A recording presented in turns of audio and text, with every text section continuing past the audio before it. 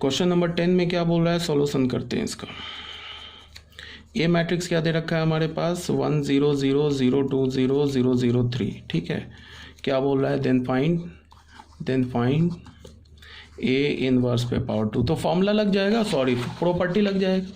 अभी प्रॉपर्टी में क्या बताया है, ये बोला है ना कि किसी मैट्रिक्स का nth पावर लेके इन्वर्स निकालो या इन्वर्स निकाल कर nth पावर लो, बात बराबर। ये बताया ना प्रॉपर्टी, ये लग जाएगा। बोला है ना ए इन्वर्स का स्क्वायर निकालो, तो क्या करो तुम ए स्क्वायर का इन्वर्स निकाल लो। अब ए स्क्वायर निकालना आता है ना, ए को ऐसे मल्टीप्लाई कर दो तो ए स्क्वायर मैट्रिक्स आ जाएगा। फिर ए स्क्वायर मैट्रिक्स का इन्वर्स निकाल लो, कैसे निकालोगे, 1/a स्क्वायर मैट्रिक्स का इन्वर्स कैसे निकालोगे, ये हो जाएगा 1/a स्क्वायर का determinant into adjoint of A square. तो इसका वैल्यू जो होगा वो किसके इक्वल हो जाएगा, ए इन्वर्स के स्क्वायर के इक्वल हो जाएगा। क्लियर होना चाहिए। या अगर तुम्हें ये नहीं समझ में आया, प्रॉपर्टी नहीं समझ में आ रहा है, तो तुम क्या करो, ए इन्वर्स निकाल लो डायरेक्ट। अब वो ए इन्वर्स को 2 बार मल्टीप्लाई कर दो तो क्या आ जाएगा, ए इन्वर्स का इस इन्वर्स का स्क्वायर आ जाएगा। ऐसे भी निकाल सकते हो, चाहो तो प्रॉपर्टी अप्लाई कर दो, ठीक है। वही काम यहाँ पे किया हुआ, देख लेना इसको। अब यहाँ पे क्या बोल रहा है कि matrices A and B satisfy this equation. कौन सा इक्वेशन दे रखा है, A and B satisfy A B is equal to B inverse, where B matrix दे रखा है। Then find the value of lambda for which lambda A plus 2b inverse plus I is null matrix without finding B inverse. अच्छा ठीक है, इसमें क्या बोल रहा है कि हमारे पास 2 मैट्रिक्स है, ए एंड बी मैट्रिक्स है हमारे पास, और पहला क्या गिवन है, A B is equal to B inverse given है, और बी मैट्रिक्स क्या बोल रहा है, ये दे रखा है। तो बोल रहा है कि find value of lambda, lambda का वैल्यू निकालो। लैम्डा इस इक्वेशन को, इस मैट्रिक्स इक्वेशन को सेटिस्फाई कर रहा है विदाउट फाइंडिंग बी इनवर्स, बिना बी इनवर्स निकाले लैम्डा निकालो। अब अगर होता कि सीधे ये बोलता, ये वाला पार्ट नहीं होता, ये पार्ट नहीं होता विदाउट फाइंडिंग बी इनवर्स, ये पार्ट नहीं होता, तब तो ये क्वेश्चन बिल्कुल आसान हो जाता, तब तो कुछ करना ही नहीं था। यहाँ पे वैल्यू पुट करते, लैम्डा करते, ए मैट्रिक्स, यहाँ से ए मैट्रिक्स निकाल लेते। अच्छा ए मैट्रिक्स नहीं गिवन है, बी मैट्रिक्स गिवन है, बी मैट्रिक्स गिवन है। अच्छा तो बी मैट्रिक्स गिवन है तो ए मैट्रिक्स भी मिल जाएगा, यहीं से मिल जाएगा ना। ए मैट्रिक्स क्या होगा, यहाँ पे अगर तुम बी से बी इनवर्स से पोस्ट मल्टीप्लाई करोगे, तो बी इनवर्स से पोस्ट मल्टीप्लाई करोगे तो क्या हो जाएगा, ए यहाँ बी, इस इक्वेशन में अगर तुम बी इनवर्स से पोस्ट मल्टीप्लाई करोगे तो हमें क्या मिल जाएगा, लेफ्ट हैंड साइड में तो ए मिल जाएगा, और यहाँ क्या हो जाएगा, बी इनवर्स का स्क्वायर। मैं क्या बोलना चाह रहा हूँ वो समझाना चाह रहा हूँ, सुनो। मैं ये बोलना चाह रहा हूँ कि अगर ये नहीं होता, विदाउट फाइंडिंग बी इनवर्स ये नहीं होता, तब ये क्वेश्चन बहुत ईजी हो जाता। कैसे, क्योंकि बी मैट्रिक्स दे रखा है और ए मैट्रिक्स और बी मैट्रिक्स के बीच में रिलेशन भी दे रखा है, तो ए मैट्रिक्स भी आ जाएगा। कैसे आएगा बता रहा हूँ। अब ए मैट्रिक्स अगर हमें मिल गया, बी मैट्रिक्स गिवन है तो बी इनवर्स मिल जाएगा, तो यहाँ पे ए मैट्रिक्स डाल देंगे, बी इनवर्स डाल देंगे, आइडेंटिटी मैट्रिक्स 2 का ऑर्डर का डाल देंगे, इसको इक्वेट, ये एक सिंगल मैट्रिक्स बना लेंगे। यहाँ पे हमारे पास नल मैट्रिक्स गिवन है तो लैम्डा का वैल्यू क्या मिल जाएगा, हमें ईजिली मिल जाएगा, कोई प्रॉब्लम ही नहीं होगी।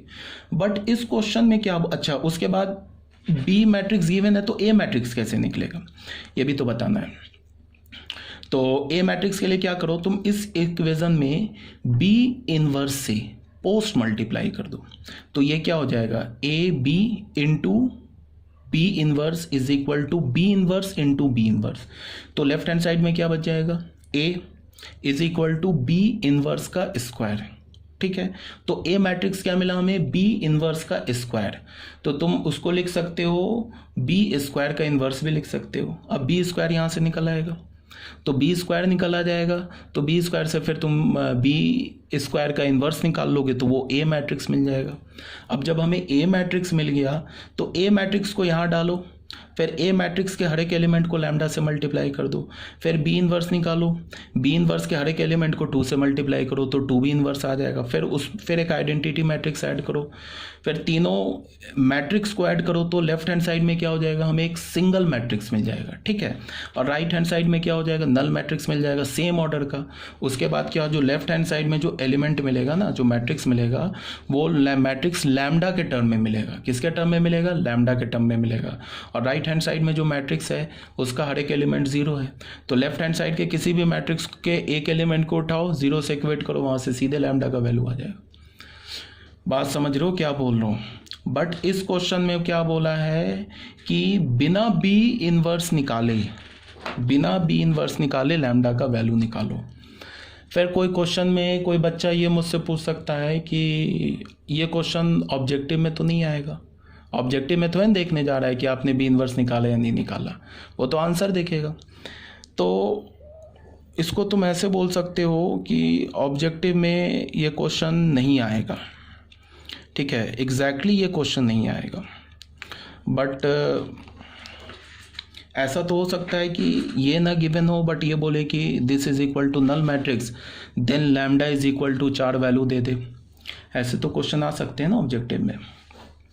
तो एक बात ये भी बात है कि अगर कोई क्वेश्चन, मैंने क्या बोला कि किसी भी क्वेश्चन को तुम ऑब्जेक्टिव में कन्वर्ट कर सकते हो 1 सेकेंड में, ठीक है। जो प्रूफ करने वाला क्वेश्चन है, कुछ बच्चे बोलते हैं कि सर आप प्रूफ करने वाले क्वेश्चन मत कराओ, प्रूफ वाले थोड़े ना आते ऑब्जेक्टिव में।